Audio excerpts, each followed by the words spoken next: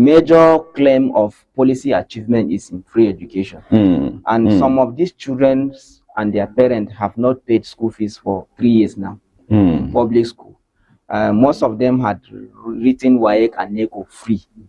At the higher institution level, for those within the state, they have had significant slash in their tuition. That's right. Now, you as a gubernatorial candidate, you are coming in. You say you don't like this administration. You want him out.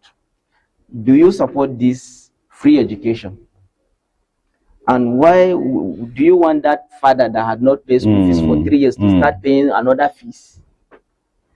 If you are in support of the policy, then why are you running for government, for governorship? If you are not in support, what better alternative? What other reforms? Yes, what better alternative do you have for Tarabans as this free education is concerned? Honestly, he could not answer. He was just stammering and stammering. I say, you see, this is the kind of conversation we are having. Like for the government now, I expect them to say, okay, stop promising. You have promised enough. Start implementing the ones you have done. You understand? And begin to explain your policy clearly to people. Let them know, like this mining I'm talking about, take us through this step. Tell us your effort. Not just you sit after 3 months, you bring order. After 3 months, you bring order. It's not auguring well with the people. You understand? People say projects is very slow in the state, like infrastructural execution is slow. Can't you just take people through the process? What is the challenge? Why is this project being delayed? Is it that the funding is not in order? What is it the problem? Is it the contractors? What exactly is the issue? Let everything be spelled out. Accountability, because you are representing the people. People voted you to do things for them, because all of us cannot occupy that government. And you campaign on the basis that you have the capacity and people entrusted you. So they demand some certain level of accountability from you. So I think this is the kind of conversation that we should be having as young people on the social space. Not just to wake up and say this political candidate has a big head, the other one has small leg. No, it's not auguring well. So like I said, they are bereft of knowledge. That's right. Okay, look at budgeting, look at implementation, look at natural resources, look at harnessing, look at educational quality. Good. Present talk about it. Talk about it. And ask like engaging questions. You know, before now, we put attention on this constructive criticisms, where you criticize, then you also acknowledge in some areas. But it's actually very poor this time around. But let's see how everything unfold. Time will speak for itself. Let's turn our attention to another leading story or developing story that we have here. World Breastfeeding Week 2026. Taraba renews commitment to exclusive breastfeeding. This week has been a very serious one for health practitioners, and this one is courtesy of Taraba Primary Health Development Agency in collaboration with other partners. They came out yesterday at Turaki A. They had their sensitization program there, where they had to speak to mothers, speak to breastfeeding mothers, the need for them to take that gesture, or should I put it that way? I remember father said, no woman should be applauded for breastfeeding her child, because that's her normal duty. So that one was also echoed yesterday. They amplified on it, and they encouraged women to see that they do what God has given them as duty, as responsibility to do, because that is the first immunization. That's the first thing that the child needs as he or she grows up, because it has a lot. We have seen children that, because they were not properly breastfeeded, they end up having issues and challenges. So we are telling you this so that if you were not there, you will know that there's a particular program ongoing, a complete 1-week program. Starting, I think, the 1st August to 7th August. The campaign is to run through this very period where women are being encouraged on the need for them to give attention to their children. And also parents, fathers were also appealed to see that they also come in their way, in as much as they are not the ones to breastfeed these children, but they should see that they provide their wives with that convenience. I don't know whether it's through food or through reminding them to breastfeeding. But thank God Mr. Thomas is here. So. No. I'm not a breastfeeding mother. So maybe you encourage your wife, please. Take your child in the morning, afternoon, evening, and stuff like that. That is on a lighter note. You know, breastfeeding week is a national program that is held every year. It's a yearly program. The National Primary Health Care try to push this down to the grassroots level. From 1st of August to 7, I think, is sensitization week for breastfeeding mothers to take this act seriously. And the messages they continuously preach within the week is that exclusive breastfeeding is fundamental to child's brain development, especially from day 1 to 6 months. Exclusive breastfeeding, just breastfeed the baby without any foreign substance, except in an instance where the mother has challenges with maybe the breast milk is not flowing as required, or some health conditions that cannot permit her to breastfeed the baby. Otherwise, you are not allowed to give this child anything except breast milk for good 6 months. And they said babies that are breastfed within this 6-month period, they grow healthier, their brain is well developed, they perform beyond their peers that had some sort of mixture of breastfeeding and other substances as they grow. So the messages is that one, for a mother to breastfeed exclusively, she needs nutrition. She needs good food to eat, because if her body is not nourished, you know, at that level is what she eats that she gives to the baby through breastfeeding. I think we are having a lot of challenges with nutrition. Government is trying to come up with programs that will support healthy nutrition. You know, and you know, the economy is also hard. Mothers are finding it difficult to have diet that will be balanced. So this is another challenge. So sometimes mothers, if you know, breastfeeding causes hunger. If a breastfeeding mother can attest to this, if she is not well fed, she's even at some point running away from the child. I know breast milk is just watery, so it doesn't hold the baby for a long time. So the baby continues sucking and sucking. As the baby grows, maybe in 4th, 5th month, the sucking increases. And at that time, pressure is on the mother a lot. So that is why sometimes they complement this breastfeeding with other food. And health-wise is not okay. So for government and parent, I think there is need to find a way that to balance this nutrition program. We are having a lot of challenges economically now. Balanced diet, honestly, is very difficult to secure. You, of course, know what I'm saying. So there should be provision. Already, if you go like antenatal care, there are a lot of palliative around that. You know, there should also be palliative around breastfeeding mothers, or some sort of support. Maybe you give them food. Anyway, they know what I'm saying better. Quality food that they can vote for vulnerable mothers, for example. That's right. There is this program now, National Health Insurance. National Health Insurance has come up with another program. Let me say it here that this program is to support in an effort to reduce maternal and neonatal death. Maternal is the mother's death, neonatal is children. How is this program supporting maternal and neonatal death? Because in fact, Taraba State is one of the states in Nigeria that is contributing to high rate of maternal mortality in the country. So this National Health Insurance Scheme has designated 5 hospitals across the country. In Taraba State, we have Taraba State Specialist Hospital, we have a Federal Medical Center, we have a teaching hospital. Specialist hospital. Yes, it's part of the hospitals, but anytime it's back, it's part of the designated hospital. We have Federal Medical teaching hospital Ukari. I've already mentioned FMC Jalingo. Then we have I think a referral hospital Donga, first referral hospital Donga. Then we have that of Jumbo. So what do? Any vulnerable woman that is pregnant and at the point of labor, without a kobo, if she approaches this hospital, the delivery process will be handled free of charge. All she needs to present is her NIN, National Identity Number.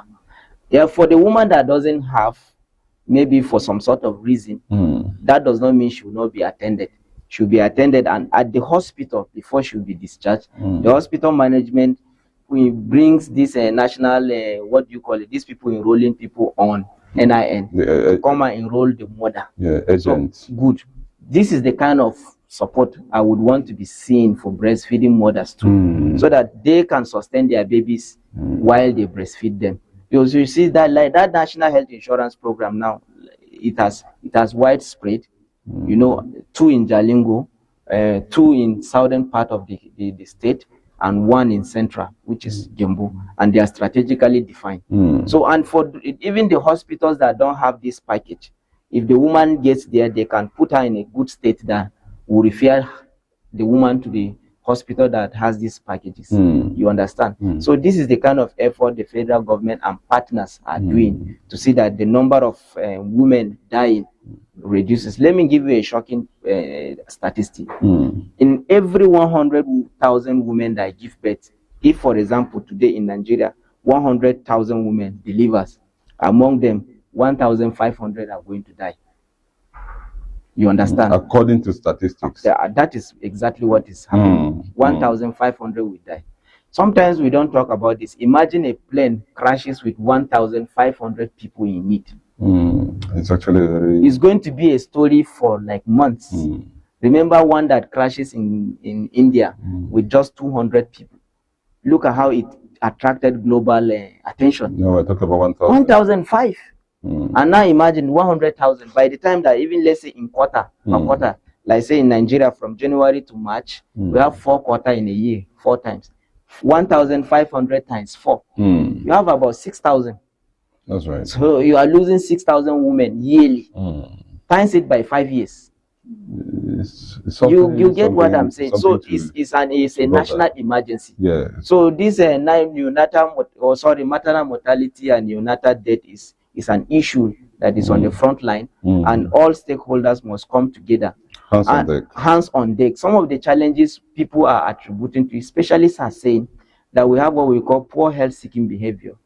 What is this poor health seeking behavior? There are people that don't want to attempt to patronize antenatal care. They don't want to give birth in the hospital for some sort of reasons. Some do not believe in the process, and some say they don't have money. You okay? So this is not okay. This unskilled bed attendant, these old women that are in the village, they believe that they can help women deliver better. You know, and even our Christian faith is not also helping. A pastor tells you that you are going to deliver like a Hebrew woman. You know, this kind of messages is not working. You can deliver like a Hebrew woman in the hospital. It's not at the point. The thing is, people misunderstand the word. You deliver like a Hebrew. You know, they say it doesn't mean that you should stay at home and wait for the delivery to come. No, they say Hebrew women we are delivering without challenge. You can still do that. The baby just pops out. that is what they are saying. Just to balance up with what happened yesterday.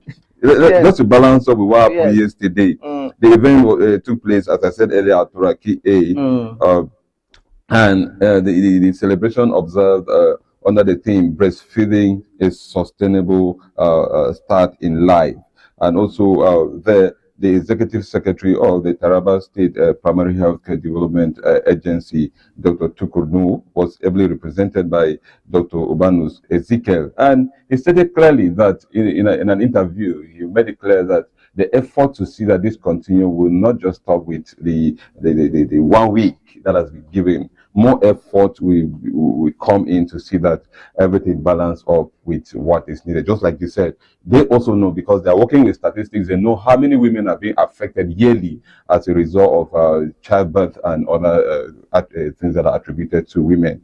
And you made mention of food and nutrition as far as women are concerned. And unlucky enough, the chairman of the Taraba State Committee on Food and Nutrition, Mr. Danjuma Segudu, was also there present. He also made his speech, and he also assured the agency that... So was there any effort he said they are doing to augment this? Yes, he actually stated clearly that this has actually come timely, because they have also noticed a kind of weakness from the breastfeeding mothers and the way things have been going. I think they have been working from the background too, and he assured that they will be coming fully to see that they do the best. Now, talking about partners, we had there World Health Organization. They also had their representative there, Mr. Martins Jigi. He was also there, and he also made his contributions, and UNICEF too. UNICEF representatives were there live and direct, Mr. Jibril Adamu. And all this was some of towards having a better life for our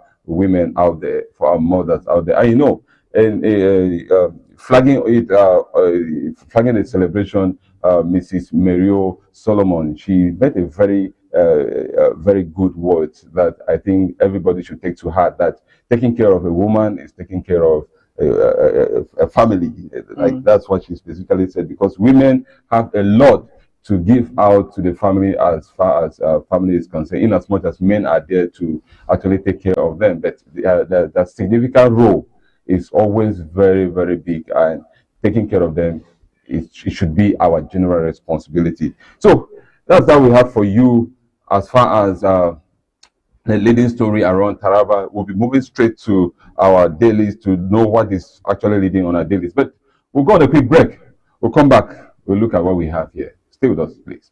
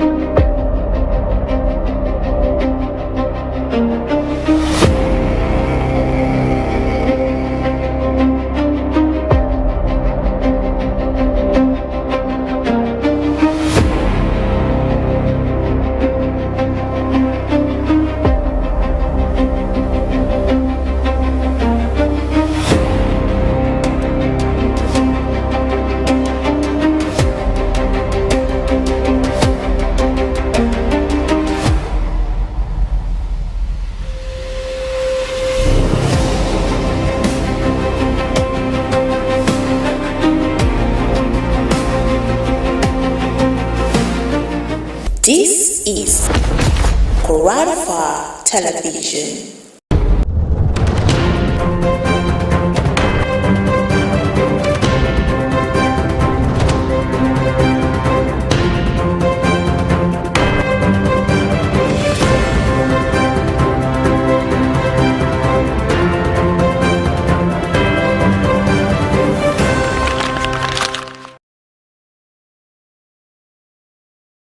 Just joining, this is our morning brief on Kwararafa Television, and quickly we'll look at what our dailies are saying. We'll start with Daily Trust. The leading story on Daily Trust is we paid 50 million naira to secure KB Judge's released family. You could recall that on the 26th of July, in the early hours of Sunday, the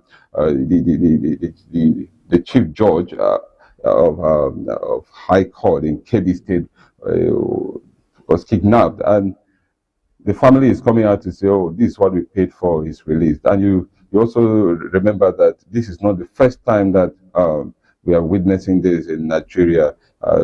We had a similar case, I think, in Kebbi, where the Chief Judge was also kidnapped, and after some time was released. And we are now looking at why are these things happening. And in as much as we commend the effort of our security personnel, they've been trying, we still need to see that this don't repeat itself. These are high-profile individuals that are there to represent institutions that democracy has brought to us. So the security, in as much as they are doing their best, this should not be happening. We should not be experiencing this. So, Mr. Thomas. Yeah, you have said it all. It's not the first time ransom is being paid to secure the freedom of those kidnapped. Yeah, though sometimes government deny. In fact, even government at some point, stories had it that they pay ransom to secure some people's freedom, but they will not come out clearly to acknowledge that they are paying ransom. We had also seen videos and pictures of these terrorists displaying the proceeds they got from kidnapping. So it tells you that kidnapping is some sort of lucrative business. You understand? But what is the lesson here? If a chief judge of a federal high court could be kidnapped, then no one is safe. We had the issue of a former spokesman of the military who is who was a general in the army, kidnapped and killed together with his wife. And I think at some point the wife was released. So high-profile individuals are being kidnapped. The poor are kidnapped. The middle class are kidnapped. Security officials kidnapped. Students, pupils kidnapped. So that tells that all sector, everyone in the society is not free. And that is the message we continuously push out there, that security is everyone's concern, that we as citizens, we are vulnerable at this point. And those securing us should do more. We are not saying they are not trying, but they should intensify. You understand? If a security agent can track a social media handler who said something that is not, who said that what they perceive is offensive against a public official within few days, why are they not tracking these people? That is the question Nigerians are asking. We are tired of every day you pay ransom, every day you pay ransom. Endless of ransom. 50 million is not easy, if not for families like this. You understand? They are even lucky that they have the means. How about those that don't have the means? Don't forget that the kidnapped kids in Brno are still in captive, like they have not secured their freedom. We are not even talking about them again. You understand? We are not even talking about them. Are they forgotten? These are people's children. They are Nigerians. They deserve their freedom to live their life according to what they should. But it's unfortunate, actually, that the spread of insecurity continues to grow every day. And the people at the corridors of power continuously giving us excuses. The president recently said security is here to stay. That is telling you that he obviously cannot do anything to change them. You understand? And if the person in charge is making such kind of remarks, then do we have hope as a common man? So it's quite worrisome. It's troubling. You know, and to make the record very clear, this is the second adoption of a serving judge. The first one was in June 2025, where the Bayelsa State Chief Judge was also adopted. Ebe Mokoro, he was adopted and after some time released, after maybe some money were paid as well. And now having the one of Justice Farouk Hassan again, it's something that we need to look at it, and maybe just like you said, we have everything to stop these people, because if people like that can be tracked, just like you said, the social handles can be tracked and other things. This thing is happening in Nigeria in a state, and it can be tracked. It can be tracked. So our security should do more than what they are doing. We know that they're trying their best, and all we are asking is to see that they lay more, they give more attention to what is happening, because not everyone will be that buoyant to attend to huge amounts of money that these people are asking from. And we need to also, apart from, because sometimes they are being apprehended, those people that are doing those acts, they should also be dealt with, and public should know how they have been treated. Because sometimes when we hide it, people feel like you can just go there and come out free. So I think it should be considered too. Let's take our attention from there, move straight to the punch. There's another thing leading here on page 2. 2027 Tinubu article, Obi Wade, ex-governors for campaign DJ roles. Uzodinma Makaro, Tambua among front runners for presidential campaign DG. That's reaction from the leading story. INEC opens 2027 presidential campaign, August 19. Obi may pick campaign DJ from Southwest. APC, ADC, NDC to unveil presidential campaign team next week. The time has been set and everything is rolling, and everyone wants to see how he or she brings to the table what will benefit him. You know, politics is all about decision and interest. So everyone is trying to see that whatever decision he or she is making, be it from Tinubu, be it from Atiku, be it from Obi and other party presidential candidates, they are trying to see that those decisions balance with the interest they have as far as 2027 is concerned. So, Mr. Thomas. Yeah, I have nothing much to say. The story is self-explanatory. Everybody is looking for a campaign DG that have weight, that have network. Tambuwal, for example, in Sokoto State, is a political figure that you cannot really dismiss within the zone.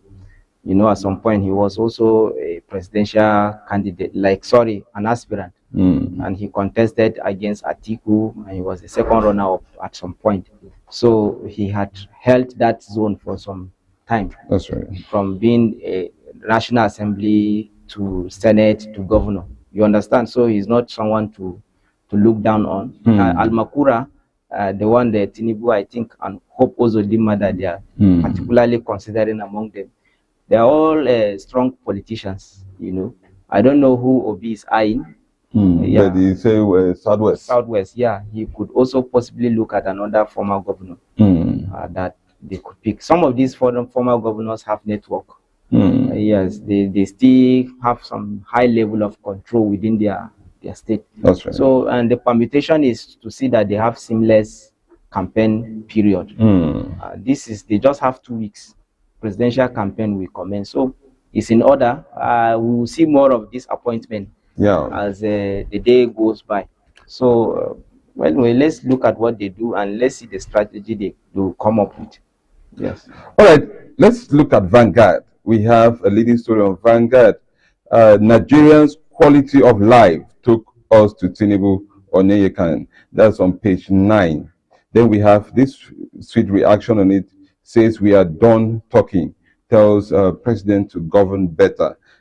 You remember recently the Catholic bishop, they made a visit to the presidency and they sat with the president and told the president what is in the minds of most of our people. And this has actually brought up reactions from people. We have people that are supporting that movement, and we have people that are saying what they did was not balanced and stuff like that. We have different reactions, and trust me, everyone is responsible for his own opinion, but we must look at what transpired there, stating clearly that politics should be free and fair. Citizens should be allowed to exercise their franchise. They should be allowed to decide who will govern them. There should not be harassment in the course of trying to exercise what you are supposed to do. Voters' cards should be given timely, and also security of lives and properties should be given attention to. This was a core discussion, I think, majorly that from their discussion at the presidency. So the bishops, they have come out clearly to say the quality of life of Nigerians is what took us there. We could not sit and watch things happening. We decided that we should just take a step, meet the president, and let him know that this is what is happening. And the president also made it clear. He said at some point we are looking at it like sand print or sand food kind of approaches, but we must give chance to deliberations to see how the outcome will be. So, Mr. Thomas. Yeah, I am consistently worried about the disposition of our political leaders. Look, if you are leading a country, it's not everybody that lies to you. Okay? Not everyone will lie to you. For example, in the Catholic Church, if you can rise to the point of being a cardinal, what else do you need? Is there any money at that point that you want? So, people that are saying that he has been bought, I begin to wonder. This is the same man that this same APC praised him to high heavens when he asked Jonathan to summon courage and tackle corruption in 2014. What happened today? Fast forward. Today he's partisan, but he was not partisan in 2014. When he was talking to Goodluck. You understand? And he has consistently followed that line of advising the government accordingly. No one will deny the fact of, okay, what did they say that is a lie? That's the question you ask. If somebody confronts you with his own fact, what is it that he says is a lie? If you are not doing well, or if you are not aware of it, acknowledge. Thank you for bringing this up. We acknowledge this contribution, but as a government, this is what we are doing. That's right. And we are going to move forward to look at it. Would you die? In fact, it shows that you are a good leader that have ears to listen. But by the time that you dismiss completely what Nigerians are feeling, it's an insult to the entire population of the people facing this challenge. I told you many times on this program that the people leading us are disconnected from the realities of the people they are governing. If you see comments from Onanuga that say, the hunger in the country is not the way people make it look, he's disconnected. And what was his proof? He said he asked people working for him how they are faring, and they said they are fine. So 10 or 5 people working in your office convince him about all the 36 states. Now represent the over 200 million Nigerians scattered around 10 or 5 of your employees. Even if they are not faring well, would they tell you that they are not? They won't. How many of these employees can tell their bosses their complaints? All right, let's run down this one as we wrap up the paper review segment of the show. Let's look at something we have been looking at consistently, and we need to be bringing the development of that story to you so that you will know. You know, if some time back we say we don't want to talk about this, but since it's still appearing, let's look at it. PFIPC, allow me testify. I'm being made scapegoat. Adeyemi Matthew. You remember the case of a fake agency operating at the Federal Secretariat. It has been going through kind of a series of engagements with the House of Assembly, sitting down and questioning with the committee. There was a committee that was set to actually look into this case and see who is involved. Because just like we reviewed the other day, that a lot of health will be going down, a lot of people will be having challenges. So Adeyemi is crying out that I want to testify, I want to say something. And we have a reaction here. Seek administrative clearance to appear before rest panel. This story is on page 5, still Vanguard. So Adeyemi is crying out to testify. He's crying out to say what is in his mind. And I know there are questions that people need to answer, especially from the Federal Secretariat. People that are operating, the key people, I may not mention offices, but you and I know very well that there are questions that they need to answer so that this will not continue. So, Mr. Thomas. And seriously, I don't want to say anything about it because I told you many times that we know how this is going to end. You understand? Even the panel at the National Assembly, how many of the people they invited actually came up? The head of service said the signature on this man was fake. No, wait now. I'm trying to take you because... Wait, Desmond. Head of service was there. Yes. After the head of service appearance, how many of the people appeared? Bajabi Amila did not. Secretary to the government of the state did not. And many others. In fact, at some point, the National Assembly started shouting that they are disrespecting them. And the place is quiet. Now they are telling Adeyemi that is under custody to seek administrative clearance from who? From the same people that are prosecuting him. Oh, come on now. So I had already told you that this case is already concluded. So far as this administration is concerned, Adeyemi is the scapegoat as he rightly puts. And there is no way a cockroach will prove his innocence in the presence of fowl. He cannot go anywhere. So for me, I don't even want to say anything. He's unfortunate that he's there. Anyway, I have already told you the outcome is what it is. And nothing will change. It is bad that he will be locked up, and these guys will remain at the positions they are occupying. Nothing will come out of this investigation. Giving a cold shoulder to this very situation is not the best, and I must tell us that this has actually a kind of bring in some sort of misunderstanding, not just with us here, the international bodies too. Looking at what is happening, we actually it's actually not going well. We must not wear dark glasses in dark room just because we know the people that are around the room. It shouldn't be that way. We must be transparent in whatever thing we're doing. So that's what we have for you on Paper Review this morning, Morning Breeze. We'll be going on a break. Come back and Silas B will be taking you on entertainment news. There are new trending stories around the globe that you need to know as far as entertainment is concerned. Please stay with us.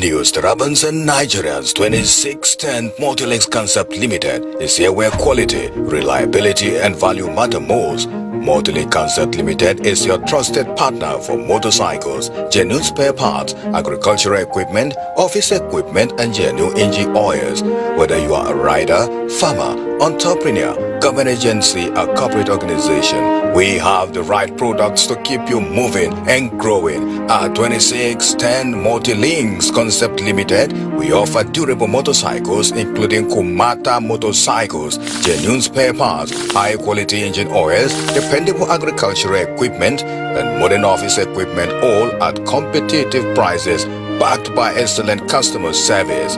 We offer loan services mostly for civil servants.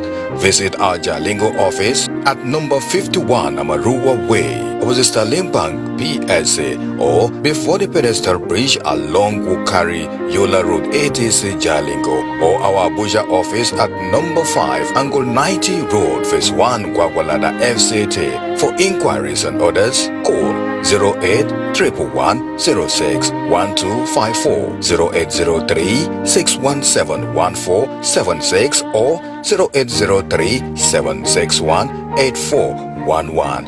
2610 Multilinks Concept Limited. Quality products, trusted service, lasting value.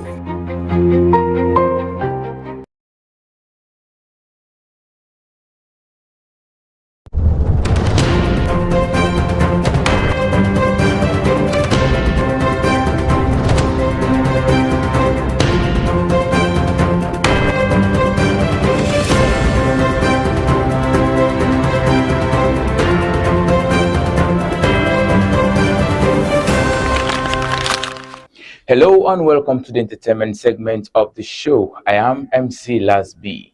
Let's dive into the trending stories making waves on the social media.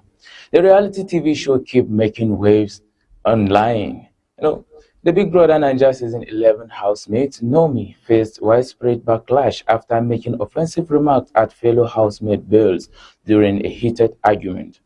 The confrontation, captured on video, escalated from accusations of seeking attention from personal insults directed at Bills and her family. Among the controversial remarks, Norman said, and I quote, "Your mother should have died giving birth to you because you are an idiot." The incident has sparked strong condemnation from viewers, with many describing it as one of the season's most disturbing exchanges, words spoken in as one of the disturbing season of more exchanges. Words spoken in anger can cause lasting harm and damage relationships. And always choose to respect and self-control, even if moments of disagreement becomes otherwise. And guess what? From reality TV backlash to emotional feeling, Coach Lara Kudaisi, wife of Teji Momo, has passed away just 2 weeks after the birth of their first child together. In a statement, the family said she peacefully died after a brief illness and requested privacy and prayers during this difficult time. The family said, and I quote, "It is with profound sadness that we announce the passing away of our beloved wife, mother, daughter, sister, and friend," adding that funeral arrangements will be announced later. May her soul rest in peace. Amen. Life is precious and can change unexpectedly. Now, cherish every moment with loved ones and continue to keep grieving families in your thoughts and even in your prayers. Now, moving forward, it's a marital advice in the sky. Nigerian rapper Falz has advised against rushing into marriage before the age of 30. Speaking on a podcast, he said most people become more emotionally, mentally, and financially mature in their 30s, while the 20s should be dedicated to learning, growth, and self-discovery. He said, and I quote, "Don't let anyone pressure you into getting married before 30. Your 20s are for learning, growing, and enjoying life. However, major life decisions should be based on readiness and not societal pressure. Because once you are not ready and someone pressures you, if you rush into marriage, that's how you are going to rush out from that marriage you rushed in. And however, major life decisions should be based on the readiness, like I said. So, always focus on personal growth and make life choices at the right time. And guess what? Finally, we ran it up with a financial advice on fake life. Actor Timini Egbuson has revealed that he once borrowed money to sustain a luxurious lifestyle and impress others. Speaking on Mentality Podcast, he said he later realized that genuine happiness is more valuable than keeping up appearances, adding that some of the money he spent on luxury items could have been used to invest in land. He said, and I quote, "I used to be that guy who lived a fake life and borrowed to impress people, but not anymore." Living beyond your means for approval often leads to unnecessary financial stress.